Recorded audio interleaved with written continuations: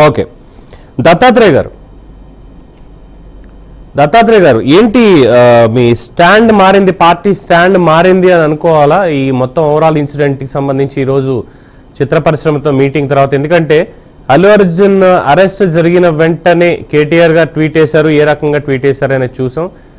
అలాగే రేవంత్ రెడ్డి కక్షపూరితంగానే వ్యవహరిస్తున్నాడు, ఇదంతా కావాలని చేస్తున్నటువంటిది అంటే అటు బీజేపీలో ఉన్నటువంటి వాళ్ళు కావచ్చు, లేదంటే బీఆర్ఎస్ పార్టీ వాళ్ళు కావచ్చు, చేసినటువంటి వ్యాఖ్యానాలు ఇవన్నీ ఒక ఎత్తు అయితే, మీటింగ్ తర్వాత ఇవాళ హరీష్ రావు గారు మాట్లాడినటువంటి మాట, చట్టం తన పని తాను చేసుకుపోతుంది, చట్టం ఎవరికైనా సరే సమానమే అన్నటువంటి ఒక పాయింట్. జరిగినటువంటి ఇన్సిడెంట్ అది ప్రభుత్వం యొక్క ఫెయిల్యూర్ అని చెప్పి ఇన్నాళ్ళు గట్టిగా మాట్లాడినటువంటి బీఆర్ఎస్ ప్రతినిధులు మరి ఈ రోజు వచ్చేసరికి హరీష్ రావు గారి స్టేట్మెంట్ తోటి ఇంకా మాట్లాడరేమో అన్నటువంటి అనుమానాలు కూడా కలుగుతున్నాయి. ఎందుకంటే అది జరగడం చాలా బాధాకరం అన్నటువంటి ఒక మాట ఆయన అన్నారు. ప్రభుత్వ ఫెయిల్యూర్ అని వాళ్ళు ఎక్కడ మాట్లాడాల. సో మరి ఏంటి మీ స్టాండ్ మారిందా దీని మీద?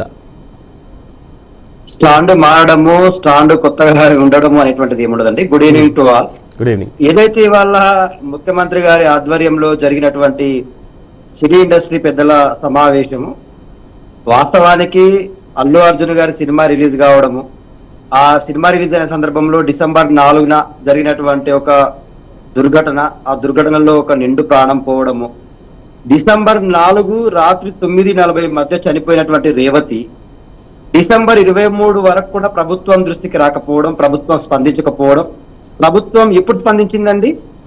డిసెంబర్ 4న సంఘటన జరిగితే డిసెంబర్ 23న ఇంతకు ముందు రోజు అసెంబ్లీలో ముఖ్యమంత్రి గారు దాని మీద అక్బరుద్దీన్ తో క్వశ్చన్ వేయించుకుని మాట్లాడి దాన్ని ఒక ఎంటర్టైన్మెంట్ లా ఒక 1 అవర్. వాస్తవానికి ఇక్కడ ఏంటంటే కోర్టు ట్రయల్లో ఉన్నటువంటి అంశాన్ని, కోర్టు విచారణలో జరుగుతున్నటువంటి విషయాన్ని ముఖ్యమంత్రి గారు ప్రెస్ మీట్ పెట్టడమైనా, అల్లు అర్జున్ గారు పెట్టడమైనా రెండూ తప్పే. అయితే దీంట్లో పోలీసులు ఇంకా అత్యుత్సాహాన్ని ప్రదర్శించి వీడియోలన్నీ బయటకు రిలీజ్ చేసి ఒక అల్లు అర్జున్ గారి ఇమేజ్ ని ఒక ముద్దాయిలాగా నిలబెట్టేటువంటి ప్రయత్నం చేయడం రెండోది. అయితే ఇక్కడ ఏది ఏమైనా కుటుంబానికి ఆలస్యంగానైనా కూడా, రేవతి కుటుంబానికి సంఘటన జరిగిన మరుక్షణమే అల్లు అర్జున్ గారు గాని, ఆ కుటుంబం, ఆ సినిమా ఇండస్ట్రీకి సంబంధించినటువంటి నిర్మాతలు గాని, డైరెక్టర్ గారు గాని అదే రోజు వేగంగా స్పందించి ఇదే 2 కోట్లు ఏదో ముందస్తుగా ఇచ్చుంటే ఇవాళ ఇంత జరిగేది కాదు. ఎందుకంటే పోయిన ప్రాణాన్ని ఎవ్వరం తీసుకురాలేము.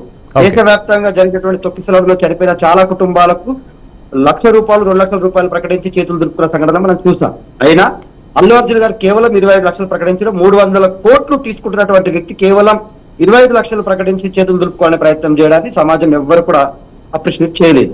సరే, అదే ఆయన వ్యక్తిగత విషయం అని అనుకున్నాము.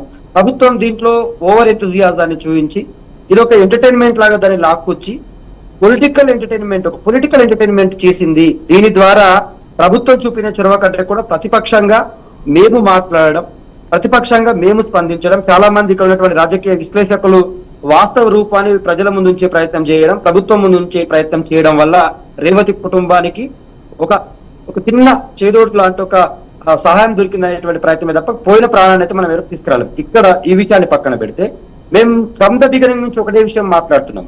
ఏమంటా ఉన్నాము? మీరు రాజకీయ అవసరాల కోసం రేవతి ప్రాణాన్ని, పోయిన ప్రాణాన్ని రాజకీయ అవసరాల కోసం ఎంటర్టైన్ చేయకండి. ముఖ్యమంత్రి గారికి నిజంగా చిత్తశుద్ధి ఉంటే డిసెంబర్ 4వ తారీఖు నాడు చనిపోయినటువంటి రేవతి కుటుంబాన్ని డిసెంబర్ 23 వరకు ఎందుకు పరామర్శించలేదు? డిసెంబర్ 23 తర్వాత ఎందుకు 25 లక్షలు ప్రకటించాల్సి వచ్చింది? ఇదే తెలంగాణ రాష్ట్రంలో రేవతి లాగే ఇదేమో అల్లు అర్జున్ గారి సినిమా యూనిట్ మొత్తం నిర్లక్ష్యం వల్ల చనిపోయిన సంఘటన అయితే, ప్రభుత్వ నిర్లక్ష్యం వల్ల చనిపోయినటువంటి చాలా పిల్లలు ఉన్నారు కదా. రెసిడెన్షియల్ స్కూళ్లలో చదువుతున్నటువంటి పిల్లలు చనిపోతున్నారు.